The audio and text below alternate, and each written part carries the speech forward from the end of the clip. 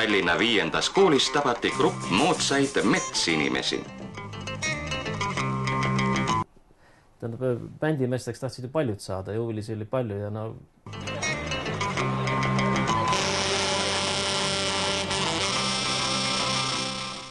Siis ma olin paras 3.–4. klassi poiss.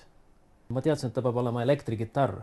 Ja siis ma võtsin igast keelest väiksed juhtmed, mis läksid kokku 2.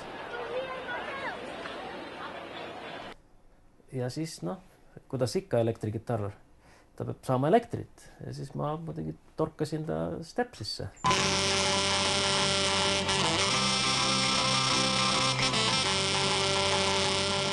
Käis üks suur pauk.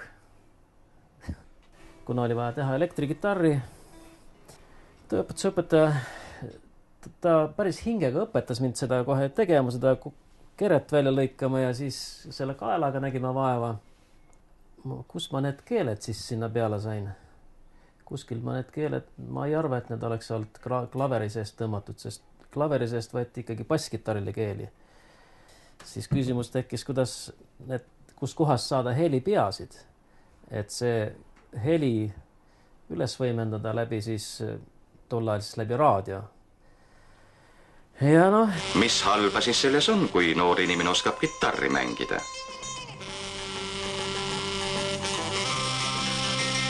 Halb on see, et sellised käivad oma kitarride täiustamiseks rüüstamas telefoni kõnepunkte.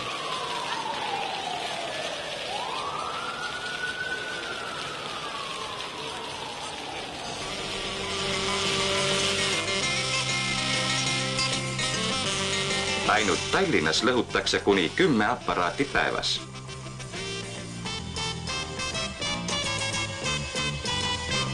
Nii mõni telefoni putka sai kannatada ja telefonitoru vaikselt ära tõmmatud ja õhtul koju tuldud ja lahti võetud ja siis need magnetpoolid siis siia alla pandud. Magnetpooli peale siis panime õmblusnõela ja üle nõela siis läksid kitarrikeeled.